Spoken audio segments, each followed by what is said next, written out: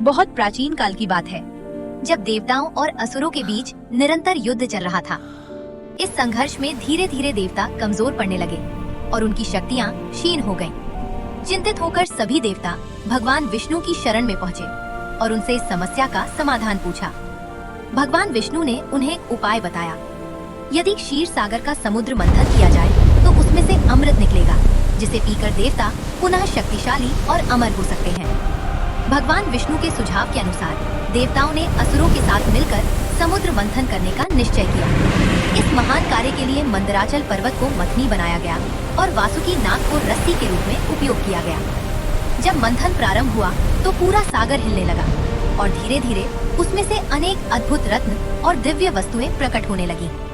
लेकिन अचानक समुद्र से एक अत्यंत घातक और विषैला द्रव्य निकला, जिसे हलाहल विष कहा गया। ये विष इतना प्रचंड था कि उसके प्रभाव से चारों ओर भय और विनाश फैलने लगा। आकाश, पृथ्वी और पाताल तीनों लोग इस संकट से कांप उठे।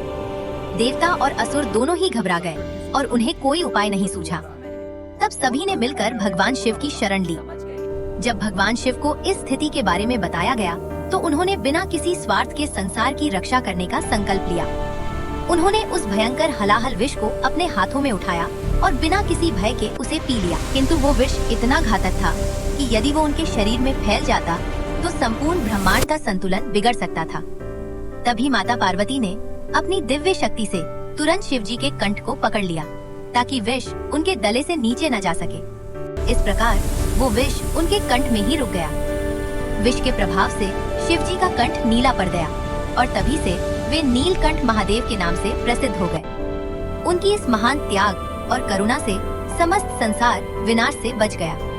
देवताओं और सभी जीवों ने उनके इस अद्वितीय बलिदान के लिए कृतज्ञता व्यक्त की। इसके बाद समुद्र मंथन पुनः प्रारंभ हुआ और अंततः अमृत प्राप्त हुआ, जिससे देवताओं को पुनः शक्ति मिली। ये कथा हमें सिखाती है कि जब भी संसार पर संकट आता है, भगवान अपने भक्तों की रक्षा के लिए सदैव तैयार रहते हैं। महादेव के लिए सब्सक्राइब, लाइक और कमेंट तो बनता है। हर हर महादेव।